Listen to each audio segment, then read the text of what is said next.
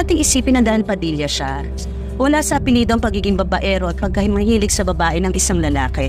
Lahat sila tumitingin sa babae. At wala sa apelyido yun. Yeah, kasi para talaga, it's just a self-control.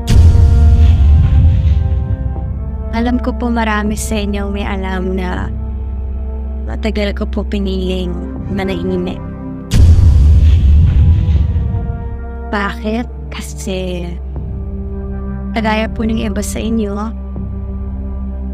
natakot po ako.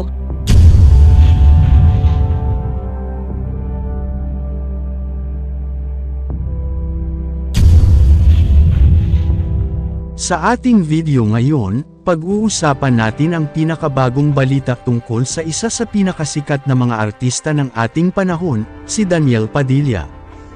Abangan nyo dahil may mga detalye at balita tayo na siguradong magpapa-intense sa inyo. Tara, alamin natin ang buong detalye. Panoorin ang buong video. Kumusta mga idol? Mayroon naman tayong bagong chika sa inyo. Bago yan, welcome sa channel ni Mr. JV. Usap-usapan ngayon sa social media si Daniel Padilla, dahil sa mga lumabas na balita na siya ay nakabuntis ng isang babae at magkakaroon daw ng anak. Samantala, marami sa mga tagahanga ng Kathniel ang nagtatanong kung ano nga ba ang tunay na dahilan ng kanilang paghihiwalay. Matapos ang kanilang post sa social media, tila hindi na ito nabigyan ng pansin, ngunit naglalabasan ang iba't ibang mga spekulasyon. Matandaan, isa sa mga pangalan na lumabas bilang posibleng dahilan ay si Andrea Brillantes. Subalit kahit na si Andrea ay nananahimik sa nasabing isyu, mayroong isang manghuhula na nagbigay ng kanyang opinyon. Si Jay Costura, ang kilalang manghuhula, ay nagbahagi ng kanyang pananaw. Ayon sa kanya, ang tunay na dahilan ng hiwalayan ng Kathniel, hindi daw si Andrea Brillantes kundi ibang babae, at ayon sa tsismis nakabuntis di umano si Daniel Padilla, na siyang nagdulot ng pag-iwan sa kanya ni Catherine Bernardo. Gayunpaman, nagbigay ng pahayag si Carla Estrada, ang ina ni Daniel. Kaya naman naglabasan ang mga haka-haka ng mga fans. Sa inyong palagay posible bang may baby na si Daniel Padilla? Pero, sa kabila ng lahat ng ito, mukhang may ibang plano si Daniel. Ayon sa mga nakikita natin sa kanyang trabaho, focus na focus siya sa kanyang mga proyekto. Kaya tila malabo na nakabuntis siya at magiging ama na agad. Baka naman talagang busy lang siya sa pag-aartista.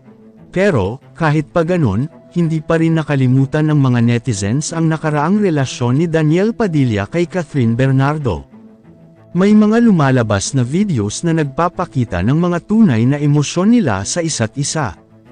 Alam na alam ng fans na dapat hintayin ang kanilang pahayag tungkol dito. At speaking of Catherine, balita naman ngayon na nililigawan di umano siya ni Alden Richards. Ayon sa aming source may bago silang pelikula na ipapalabas this year. Abangan natin kung anong susunod na kabanata sa kanilang mga karera. Ngunit sa kabila ng lahat, kailangan nating i-confirm kung tunay ba itong mga tsismis na nakabuntis si Daniel Padilla, o simpleng spekulasyon lamang. Kayo mga idol, ano ang masasabi nyo sa chika topic natin ngayon? At syempre bago tayo magtapos sa ating video, ay inaanyayahan ko kayo na mag-like sa ating Facebook at mag-subscribe na rin sa YouTube, dahil malaking tulong na ito sa pag-grow ng aking channel, upang mas lalo pa ako na magsipag sa pag-upload ng mga videos na kagaya nito. Hindi naman ako nagmamakaawa sa inyo mga idol, pero sana maawa na kayo. Hanggang dito na lang ang ating video, maraming salamat sa inyong pagtambay, bye-bye!